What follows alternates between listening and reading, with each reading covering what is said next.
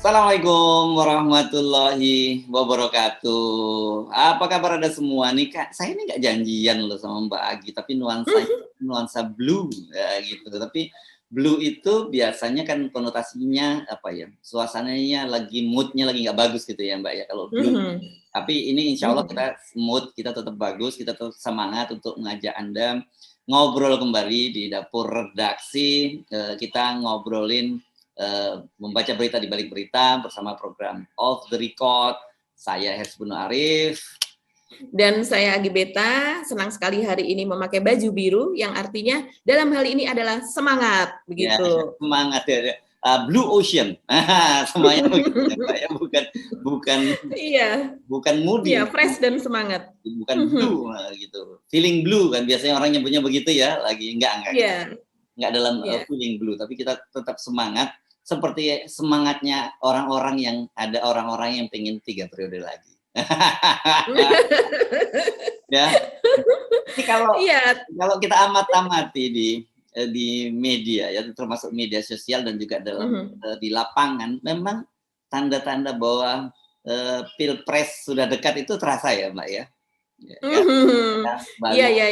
Baliho, spanduk bertebaran, tukang cendol, nanti nggak tahu kita tunggu lagi tukang bakso, tukang gorengan gitu ya. Terus ada yang sudah mulai bikin jingle salam 3 jari, ya kan Mbak ya? Betul.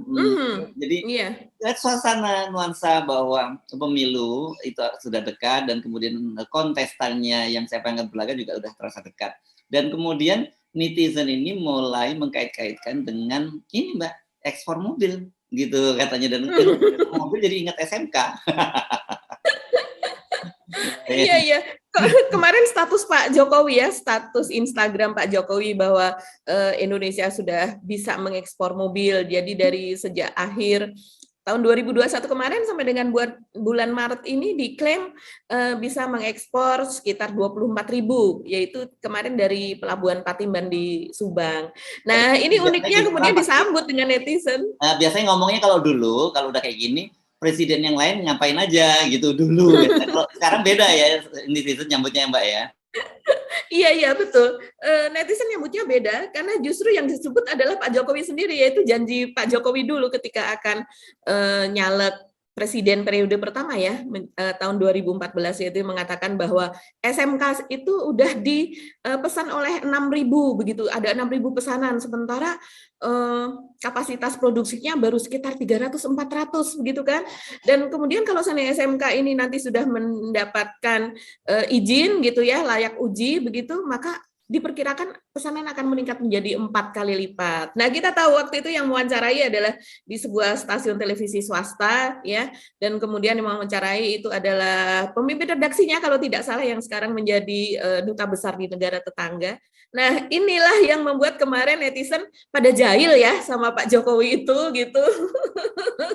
Termasuk Roy Suryo yang mengatakan bahwa menanyakan apakah di antara mobil-mobil yang diekspor itu apakah termasuk mobil SMK. Bener loh ini, serius saya nanya, dia bilang gitu. Oke, asik nih. Terus kemudian Pak Ngabalin seperti biasa ya, jadi dia meluruskan, tapi bukan meluruskan menjawab soal mobil, tapi mengungkit hal yang lain bahwa wah ini hanya sakit hati bahwa Pak Roy Suryo ini tidak berhasil menjadi menteri begitu, karena katanya ya. Ini apa? Biasanya ini debat-debat kusir ad hominem itu, atau kalau di kalangan media kita sebut sebagai kill the messenger gitu ya. Jadi betul. Bunuh si pemesannya sehingga pembawa pesan lebih relevan lagi gitu ya kira-kira. Iya, sehingga dibelokkan kan gitu. Dibelokkan isunya yaitu bahwa seolah dulu Roy Suryo ini pernah meminta jabatan sebagai menteri tapi tidak digubris begitu. Nah, ini sementara si netizen yang lain pun juga membicarakan hal ini dengan menyentil-nyentil gitu. Antara lain misalnya mengatakan bahwa Pak, diomongin kok nggak ngerti-ngerti sih gitu.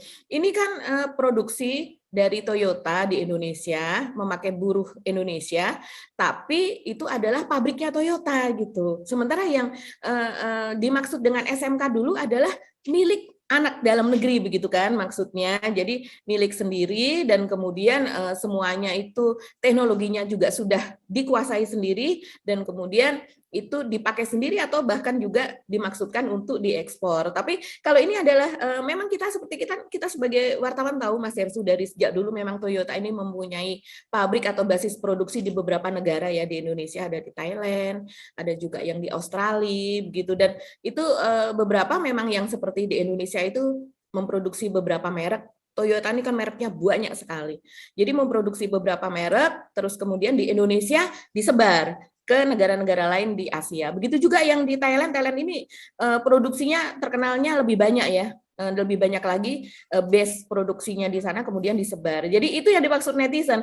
Nggak usah mengaku-ngaku bahwa kita berhasil mengekspor gitu seolah-olah. Memang betul. Kalau menurut saya sih sebetulnya memang betul itu mengekspor. Tapi begitu itu yang mengatakan Pak Jokowi, orang langsung mengkonotasikan ini dengan SMK itu tadi. Balik deui gitu ke SMK. Orang mengingat-ingat itu lagi, Mas Hersu. Ya, dan gimana sih kabarnya sebenarnya SMK itu? Karena saya sih tidak menyalahkan para netizen kalau begitu sensitif dia, sensi nih kalau disinggung-singgung soal SMK. Sebenarnya SMK ini bukan hanya tiket capres, Mbak. Ini tiket untuk menjadi gubernur DKI kan juga dimulai dari SMK ya, pada waktu Pak Jokowi membuat semacam seremoni membawa mobil ini ke Jakarta untuk uji emisi dan sebagainya. Dan itu memang menjadi modal dari Pak Jokowi untuk tiket pencapresan. Jadi nggak salah kalau sekarang orang ini kelihatannya begitu muncul SMK berarti ada yang mau nyapres lagi dong gitu. Iya. Begitu muncul isu SMK berarti naga-naganya ini ada yang menuju ke arah pencapresan lagi begitu ya. Karena waktu dulu kita ingat memang seperti kata Mas Hersu nih, SMK dibawa ke Jakarta terus kemudian ada mobilisasi wartawan kan, diundang untuk meliput, untuk mengambil gambar di sebuah tempat di Jakarta Selatan lah waktu itu. Dan kemudian memang beritanya langsung ramai gitu ya, karena serempak muncul di mana-mana. Dan tapi sebenarnya Mas Hersu tahun 2021 kemarin itu sudah dimunculkan lagi berita SMK. Jadi ada di beberapa media itu yang mengatakan bahwa SMK ini sebenarnya sudah terjual sekitar 300 unit begitu. Dan tapi di situ tidak disebutkan ya berapa persen komponen dari dalam negeri yang asli dalam negeri, ataukah ini hanya perakitan saja gitu, assembling yang mesinnya dari mana, kemudian bodinya dari mana, spare part yang lain dari mana, kita tidak tahu gitu. Atau cuma memberi merek saja, logo, iya. Kayak Timor dulu gitu ya. Iya betul. Nah ini kan produksinya diklaim ada di Boyolali, yang waktu itu juga rame-rame pernah wartawan itu mengintip dari luar gitu, dari lubang kecil. Ada juga yang diusir karena tidak boleh meliput begitu kan. Nah semakin tidak boleh meliput semakin curious gitu, semakin pengen tahu. Dan katanya tahun lalu itu klaimnya adalah ada 10 unit yang dipesan oleh Kemhan dengan diberi logo Kemhan gitu, warna ada warna merahnya begitu ya. Terus kemudian juga ada 35 unit itu yang dibeli oleh Inkopau dan kemudian dihibahkan untuk keperluan angkatan udara begitu. Ada juga yang untuk di bandara begitu ya. Klaimnya sih demikian. Tapi sejak saat itu memang tidak ada berita lagi begitu. Gitu Mas Hersu, perjalanan drama SMK ini. Drama SMK, jadi nggak salah. Kenapa? Karena ribut-ribut ekspor mobil dan sebenarnya kok bersamaan dengan munculnya banyak sekali baliho, spanduk-spanduk yang dari tadi kan gitu ya Mbak. Jadi betul. Jadi ingat SMK, ingat Pilpres gitu.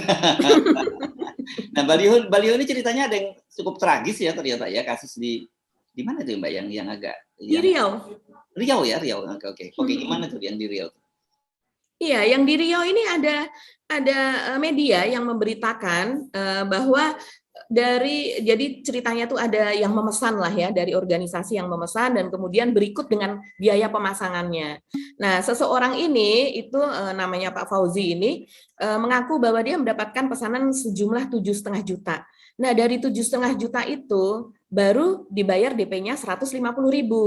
Pak Fauzi ini mengaku bahwa dia sedang butuh duit gitu ya, sedang butuh supaya berputar gitu uangnya dia. Jadi walaupun baru dapat DP segitu dia terima dengan janji bahwa itu akan dilunasi kemudian. Tapi next-nya kemudian ketika dihubungi, ketika sudah terpasang, sudah dibuat dan sudah dipasang, dan seperti kita tahu itu sudah di berbagai titik tempat strategis di Pekanbaru misalnya itu sudah terpasang baliho-baliho itu.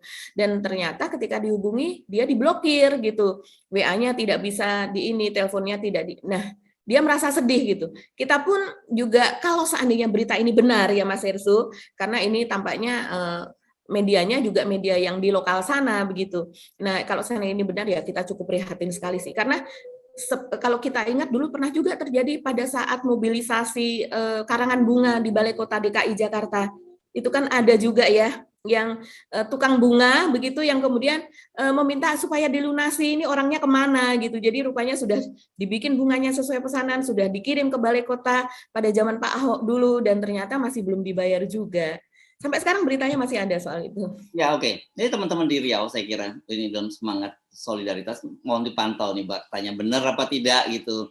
Ya kalau betul saya kira orang yang kabur ya kita mesti menunjukkan solidaritas ya, kita patunganlah, kita bantu si Pak Fauzi ini karena memang dalam situasi yang sulit seperti ini kita nggak usah terlalu berharap banyak pada pemerintah, tapi kita membangun solidaritas di antara kita ya. Kalau ada yang kesulitan mari kita bantu. Dan tentu saja kita mengingatkan mereka yang memesan itu, ya dalam situasi begini, ini di mana empati Anda gitu, pesan untuk urusan politik, tapi kemudian biasanya kalau ada operasi politik ini duitnya udah turun duluan loh Mbak biasanya. Iya betul. Nah, tapi ini harusnya penanggung jawabnya nggak jelas ya. Kalau saya lihat memang agak beda nih antara baliho dengan spanduk ya Mbak ya. Kalau spanduk-spanduk itu kan jelas ada namanya Kobar ya, koalisi bersama rakyat, dan itu pasti ada pengurus-pengurusnya. Kalau yang baliho ini nggak ada atas nama siapa ya Mbak ya, kalau kita lihat dari. Iya, di situ hanya ada lambang akun media sosialnya begitu. Jadi memang tidak jelas. Tapi memang di sana kalau berdasarkan pemantauan dari media-media ini itu ada beberapa ya berarti organisasinya, dan organisasi yang jelas ini namanya adalah Kobar begitu. Tapi sepertinya juga Kobar ini apakah Kobar yang sama dengan Kobar yang ada di Jakarta? Kan kita terkenal ya yang Kobar di Jakarta itu dari itu nama orang Mbak, itu namanya Rizal Kobar, itu di Tanjung Priok aktivis, itu nama orang. Betul, itu nama orang dan sangat terkenal dan terkenal di antara aktivis lah ya. Mungkin beberapa memang tidak tahu karena terkenalnya di aktivis. Saya kemarin cek, saya juga penasaran itu, saya cek ini apakah maksudnya Kobar nih, Rizal Kobar yang aktivis. Dia kata dia bukan Mas, ini beda ini. Hanya namanya saja sama menggunakan nama Kobar. Dan itu adalah akronim kalau yang ini kan, koalisi bersama rakyat, bukan nama orang. Kalau Bang Rizal Kobar ini kan ada kakak adik ya kalau nggak salah ya, sama-sama pakai Kobar belakangnya gitu.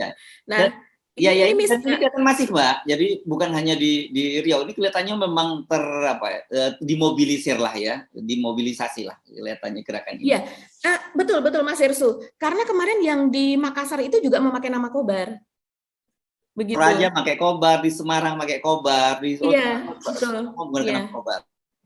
Iya, sepertinya ini sudah organisasinya sudah tersebar kemana-mana dan mereka spanduk-spanduknya juga mirip-mirip sih, gitu, yaitu menyemangati Pak Jokowi di tahun 2024 dan kemudian juga beberapa jelas menunjukkan bahwa mereka mendukung untuk 3 periode gitu. Ya, jadi dari sini kita kemarin kan makanya membahas, ini kok ini pasti urusannya dengan 3 periode, dan kita mengingatkan bahwa ternyata kemarin kan kita bahas apapun caranya ini, apakah melalui perpanjangan masa jabatan dengan melalui penundaan pemilu, apakah kemudian melalui 3 periode, kelihatannya memang ada upaya-upaya yang sangat serius untuk tetap menjadikan Pak Jokowi itu berkuasa di tampuk kepemimpinan sebagai presiden gitu ya. Jadi upaya-upaya ini sangat serius, dan saya kira kita mesti mengingat kepada viewer kita, jangan dianggap bahwa opsi ini hanya bercanda. Ini opsi yang operasi politiknya cukup serius karena melibatkan orang-orang dalam istana kan, dari investigasi media kita tahu siapa-siapa yang bermain, dan selama ini kita harus sekali lagi mengingatkan bahwa apapun yang dimaui oleh kekuasaan itu semua goal loh Mbak, ya kan, mulai dari Omnibus Law, mulai dari IKN, macam-macam lah soal COVID. Omnibus Law, ya, yang ditentang seperti itu. tetap Terus jalan. kemudian revisi Undang-Undang KPK. Ya, Undang-Undang revisi KPK. Nah, cuman bedanya memang pada waktu itu semua partai pendukung pemerintah itu kompak, gitu ya. Kali ini memang ada perbedaan, ada riak-riak perbedaan yang kita tidak tahu bagaimana, pasti terjadi. Cukup menarik ini gejolak di dalam pemerintahan, dan tarik menariknya pasti kencang. Tapi kita mengingatkan bahwa jangan dianggap bahwa opsi soal penundaan pemilu ataupun 3 periode ini sudah game over gitu, kalau menggunakan istilahnya Pak Surya Paloh ya. Ya mungkin saya mengingatkan kalau memang ini nggak bisa ditempuh, jalan yang paling mudah adalah Perpu kan gitu. Dan kalau Perpu itu kan bisa langsung dijalankan oleh pemerintah, dan paling nanti gampang pemerintah bilang, ya kalau nggak sepakat soal itu silahkan gugat ke Mahkamah Konstitusi. Dan seperti biasa kita selalu di Mahkamah Konstitusi itu mentok setiap kali kita menggugat. Ada beberapa majelis hakim di Mahkamah Konstitusi yang sifatnya berbeda, tapi mereka bukan mayoritas, biasanya dissenting opinion dari paling 4 orang gitu yang dissenting. Tapi walhasil juga tetap kalah gitu. Jadi ini serius. Nah, tapi kan kemudian kita bertanya-tanya, kok bisa ya ada pemikiran memperpanjang sampai 3 periode itu, padahal kita lihat sekarang soal minyak goreng aja sampai sekarang nggak beres-beres kan, Mbak? Iya, minyak goreng ini malah terakhir dari Irjen Kementerian Perdagangan itu mengatakan bahwa ada penumpukan begitu di masing-masing rumah tangga, sehingga ini menyebabkan walaupun dia mengatakan ini masih indikasi ya, tapi indikasinya ke sana katanya, karena adanya panic buying dan itu kemudian terjadi penumpukan. Ini beritanya baru kemarin dia mengatakan demikian. Terus kemudian juga rupanya sekarang dari lembaga-lembaga ya, pimpinan lembaga itu sudah mulai bersuara. Puan Maharani dari DPR, Mbak Puan juga meminta pemerintah untuk serius gitu, dan dia juga heran ini minyak goreng ini sebenarnya kemana gitu, minta pemerintah untuk serius mengatasi ini gitu, dan menanyakan hilangnya kemana. Ya saya sih kalau mendengar Mbak Puan ngomong gitu, saya jadi ingat hilangnya Harun Masiku gitu ya, itu juga kemana gitu. Itu ini sama-sama tidak terpecahkan misteri ini. Ya, dan karena itu kemudian KPK juga turun tangan soal minyak goreng gitu ya. Iya betul, Pak Firly Bahuri juga meminta kepada pemerintah gitu, instansi terkait, kementerian gitu, untuk duduk bersama gitu, untuk membahas hilangnya minyak goreng ini. Nah ini seharusnya sambil membicarakan kalau ngomong mencari yang hilang, mesti ngomong Pak Firly, cari dulu Harun Masiku yang lebih jelas ya, apa itu gampang, karena para penyidik KPK sebelumnya kan udah bilang bahwa sebenarnya tinggal mau atau enggak, kalau mau tinggal ditangkap tuh Harun Masiku tuh kan orangnya jelas gitu loh. Kalau minyak goreng ini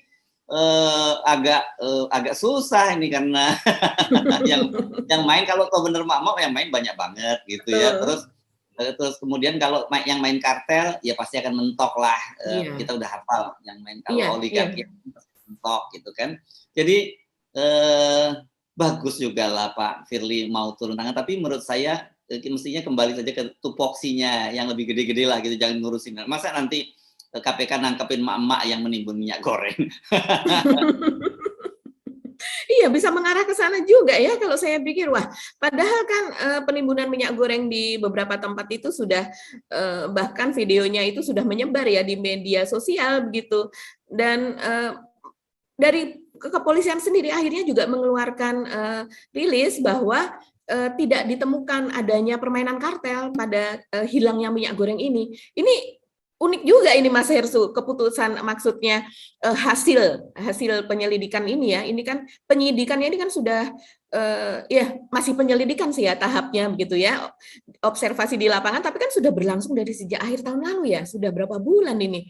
Dan kemudian sampai sekarang mungkin sekarang sudah masuk mau akhir Maret, sekitar 4 bulan ya, yang intensif gitu kan, kenaikannya nih secara bertahap. Nah, beberapa pedagang atau emak-emak ini mengatakan, udah deh ya udah, kalau beberapa memang sudah mulai menyerah ya, udah harganya berapapun gitu, yang penting minyak itu ada gitu.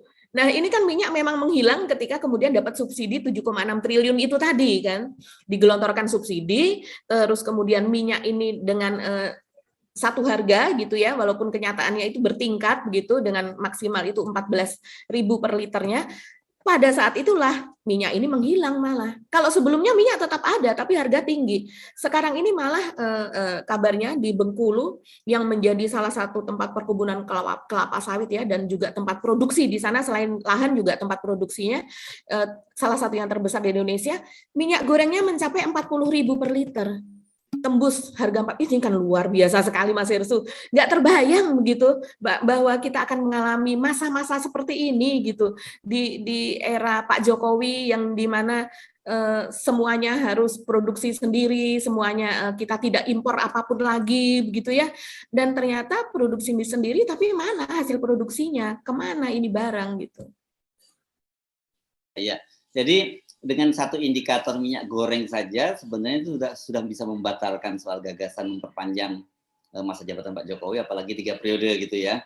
Karena apa? Kasih emak-emak nanti dia tinggal jawab, aduh 2 periode saja udah capek antri minyak goreng, apalagi 3 periode gitu. Dia membayangkan kalau diperpanjang deh. Kalau diperpanjang berarti dia harus antri minyak goreng sampai tahun 2027 gitu ya. Ya, tapi kalau 3 periode berarti dia lebih panjang lagi nih antrinya minyak goreng sampai tahun 2029. Berapa sendal yang harus mereka beli itu untuk untuk antri minyak goreng? Kan kemarin ada yang di mana tuh ya, di Jawa Tengah saya kira yang kreatif, dia daripada antri rebutan gitu dipasang sendalnya gitu yang jadi antri kan. Iya. Jadi ini itu bisa sendal dari satu kecamatan ketemu sama sendal dari kecamatan lain, apa kabar gitu ya. Aduh. Dan kasihan ini pegawai-pegawai dari minimarket Mas Hersu. Kan ada juga itu video yang memperlihatkan sebelum minimarket itu buka di pagi hari, itu sudah emak-emak sudah memenuhi halamannya begitu, dan mereka tidak tertib, tidak ada antrian lagi. Jadi begitu mereka akan membuka, wah itu sudah sebanyak itu, jadi akhirnya mereka harus menutup lagi gitu. Ada juga yang sudah membuka, tapi karena semuanya berdesakan masuk, akhirnya dari dalam berusaha menutup lagi. Saya membayangkannya ini kayak kerjanya ini harusnya digaji lebih besar loh Mas Hersu. Udah mereka dituduh menimbun anak-anak ini, maksudnya mbak-mbak dan mas-mas di minimarket biasanya kan masih muda-muda ya, di bawah 25 tahun biasanya, harus menghadapi situasi yang pelik seperti ini. Sepertinya seolah-olah mereka menjadi bagian dari aktornya begitu, padahal mereka kan tidak. Ini ada kan videonya ada ya Mbak ya? Belakang. Videonya ada ini ya? Iya, videonya ada itu. Nah, coba kita tonton dulu ya Mbak ya. Oke.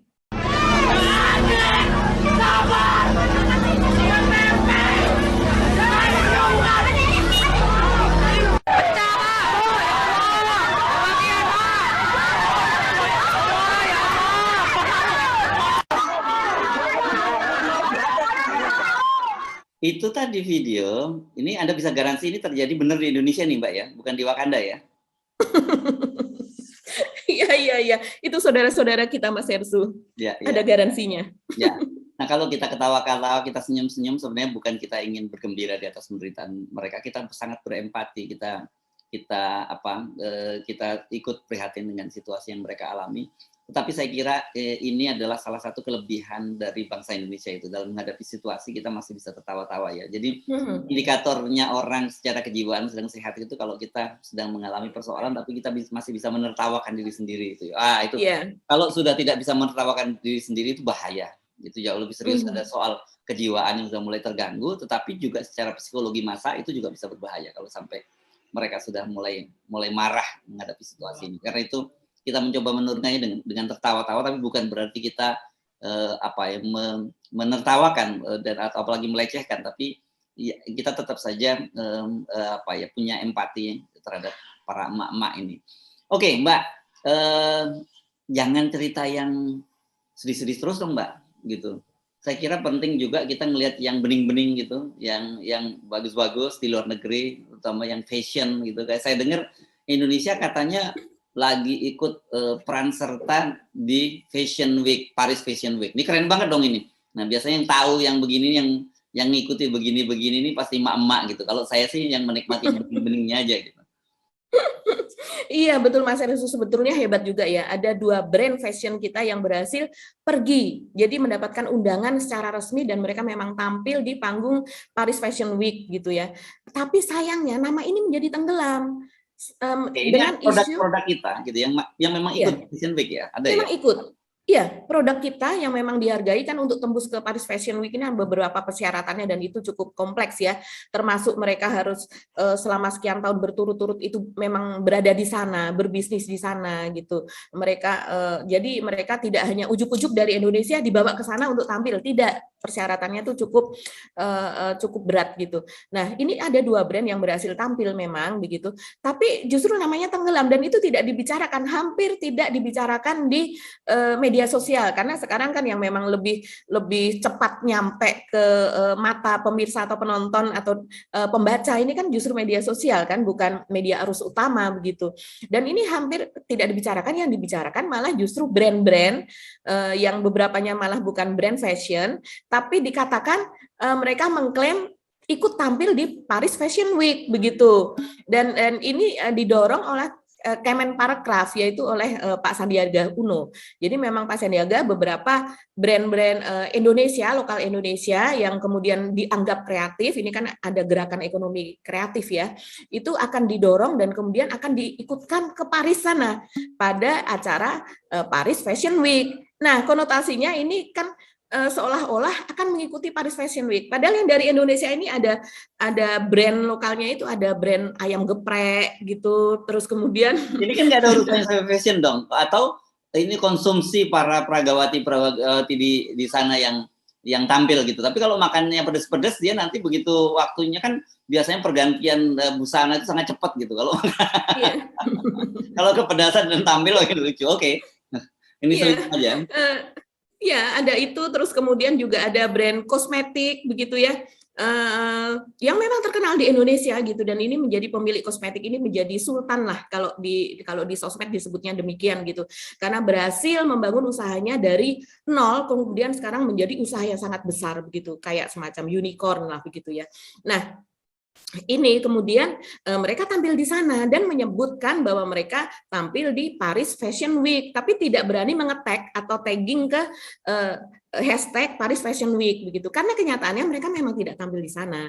Mereka tampilnya adalah di acara Paris Fashion Show. Jadi di Paris itu ada sebuah tempat yang digunakan sebagai tempat utama di gelarnya Paris Fashion Week, dan kemudian di sekitarnya itu Indonesia menggelar acara sendiri yang disebut Paris Fashion Show gitu. Nah, netizen ini menyarankan sudahlah, jujur saja mengatakan bahwa ini kami mengadakan jadi Paris Fashion Show during atau selama gitu ya, itu Paris Fashion Week, diadakannya Paris Fashion Week begitu. Jadi jangan mengaku bahwa itu adalah bagian dari Paris Fashion Week, karena kalau kita melihat jadwalnya gitu, memang tidak ada nama-nama yang kuliner itu tadi, bahwa ada culinary week gitu ya, atau beauty week begitu kan, lebih tepatnya itu, karena dikatakan oleh para pengamat fashion ini atau yang peduli dalam bidang fashion ini bahwa ternyata di Paris Fashion Week itu memang tidak pernah ada brand gitu atau selain di luar fashion. Jadi misalnya seperti bahkan untuk kosmetik atau apapun juga tidak ada, misalnya kayak tas, terus kemudian untuk dan lain-lain sebagainya lah begitu ya, yang kemudian itu ikut ke dalamnya gitu. Memang kalau beberapa itu memang ikut masuk seperti pendamping fashion, sepatu atau tas seperti itu ya. Tapi itu adalah sangat khusus begitu. Di luar itu apalagi kita ada juga brand dari universitas swasta juga ikut di situ, ikut di acara itu. Itu kan sudah tidak mungkin sebenarnya, tidak masuk akal. Ada nama-nama itu yaitu dari kulineri, dari bidang pendidikan gitu. Sebenarnya sih ini tetap keren loh Mas Hersu. Jadi kita ya fasilitas dari Kemenparekraf ini untuk mengangkat branding lokal branding kita untuk ke tingkat dunia sebenarnya sih tetap keren gitu. Jadi dengan mengadakan, karena didukung kan berarti juga dibiayai ya dalam hal ini gitu kan, perizinannya dan sebagainya. Tapi sayang sekali dengan mendompleng itu tadi dianggap sebagai pembodohan atau pembodohan atau kesengajaan gitu untuk misleading begitu. Nah, orang kemudian mengaitkannya dengan kok kayak gitu aja bohong sih gitu, ketularan siapa sih gitu bohong-bohong kayak gitu. Ini saya udah nggak ikut-ikut nih kalau udah masuk ke wilayah itu gitu ya. Saya kira sebenarnya harusnya dengan inisiatif dari Kemenparekraf, kemudian juga mereka bisa tampil di mana di Paris ini oke gitu kan prinsipnya sebenarnya Mbak ya. Nggak perlu jadi polemik, tapi yang jadi persoalan itu mungkin lebih pada soal kejujuran saja gitu ya. Sebutin aja bahwa itu acara fashion show. Tapi kalau kuliner urusannya apa ya gitu, mestinya nanti ada kalau Paris Paris Food Week atau apa gitu, atau Paris Culinary Week itu mungkin baru lebih pas ya untuk ikut di sana gitu ya.